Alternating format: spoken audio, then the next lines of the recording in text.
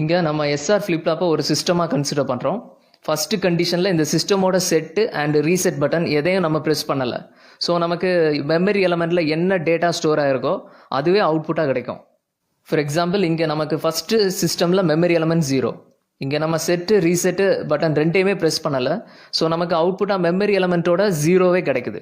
Then second சிஸ்டமில் memory element 1 இருக்குது. இங்கேயும் நம்ம செட்டு ரீசெட் பட்டன் ரெண்டையுமே ப்ரெஸ் பண்ணலை. ஸோ நமக்கு அவுட்புட்டாக மெமரி டேட்டா 1 கிடைக்குது. நெக்ஸ்ட் ஸ்டேட்டில் நம்ம ரீசெட் பட்டனை மட்டும் ப்ரெஸ் பண்ணுறோம். ஸோ மெமரி எலமெண்ட்டில் என்ன டேட்டா இருந்தாலும் எரேஸ் ஆகி நமக்கு 0ன்னு கிடைக்கும்.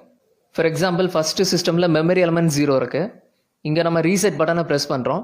ஸோ நமக்கு அவுட்புட்டாக 0வே கிடைக்கும். தென் செகண்ட் சிஸ்டமில் மெமரி எலமெண்ட் 1ன்னு இருக்குது. இங்கே நம்ம ரீசெட் பட்டனை ப்ரெஸ் பண்ணுறோம். ஸோ மெமரி எலமெண்ட் 1 எரேஸ் ஆகி நமக்கு அவுட்புட் 0ன்னு கிடைக்கும். நெக்ஸ்ட் ஸ்டேட்டில் நம்ம செட் பட்டனை மட்டும் ப்ரெஸ் பண்ணுறோம். ஸோ மெமரி எலமெண்ட்டில் எந்த டேட்டா இருந்தாலும் எரேஸ் ஆகி நமக்கு 1ன்னு கிடைக்கும். ஃபார் எக்ஸாம்பிள் ஃபஸ்ட்டு சிஸ்டமில் மெமரி எலமெண்ட் 0ன்னு இருக்குது. இங்கே நம்ம செட் பட்டனை ப்ரெஸ் பண்ணுறோம். ஸோ நமக்கு அவுட்புட் 1ன்னு கிடைக்கும். அது மாதிரியே செகண்ட் சிஸ்டமில் மெமரி எலமெண்ட் 1ன்னு இருக்குது. இங்கேயும் நம்ம செட் பட்டனை ப்ரெஸ் பண்ணுறோம். ஸோ நமக்கு அவுட்புட் 1ன்னு தான் கிடைக்கும். நெக்ஸ்ட் ஸ்டேட்டில் செட் பட்டனையும் ரீசெட் பட்டனையும் ரெண்டையுமே அட் அ டைமில் நம்ம ப்ரெஸ் பண்ணுறோம். ரெண்டு பட்டனையும் அட் அ டைமில் ப்ரெஸ் பண்ணுறதால நமக்கு அவுட்புட்டில் 1ம் 0ம் மாறி மாறி கிடைக்கும். ஸோ இது unstable state, otherwise indeterminate state. For example first சிஸ்டமில் மெமரி டேட்டா 0 இருக்குது. இங்கே நம்ம செட்டு ரீசெட் பட்டன் ரெண்டையுமே ப்ரெஸ் பண்ணுறோம். ஸோ அவுட்புட் அன்டிஃபைன்டுன்னு கிடைக்குது. அதை நம்ம எக்ஸுங்கிற கேரக்டரால் மென்ஷன் பண்ணுறோம். இது மாதிரி செகண்ட் சிஸ்டமில் மெமரி எலமெண்ட் 1ன்னு இருக்குது. இங்கேயும் நம்ம செட்டு ரீசெட் பட்டன் ரெண்டையுமே ப்ரெஸ் பண்ணுறோம். ஸோ அன்டிஃபைன்ட் அவுட்புட் எக்ஸ்ன்னு கிடைக்குது நமக்கு.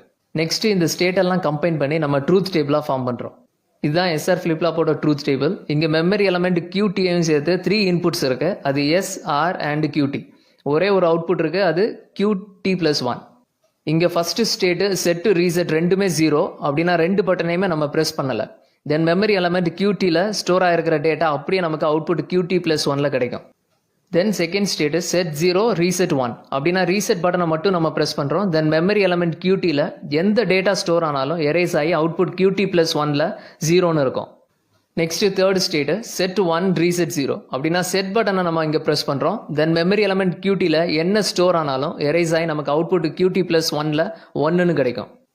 Next last state set reset ரெண்டுமே 1 அப்படின்னா ரெண்டு பட்டனையும் ப்ரெஸ் பண்ணுறோம். தென் மெமரி எலமெண்ட் QTயில் எந்த டேட்டா ஸ்டோர் ஆனாலும் நமக்கு அவுட்புட் QT+1ல் அன்டிஃபைன்டு கேரக்டர் எக்ஸ்ன்னு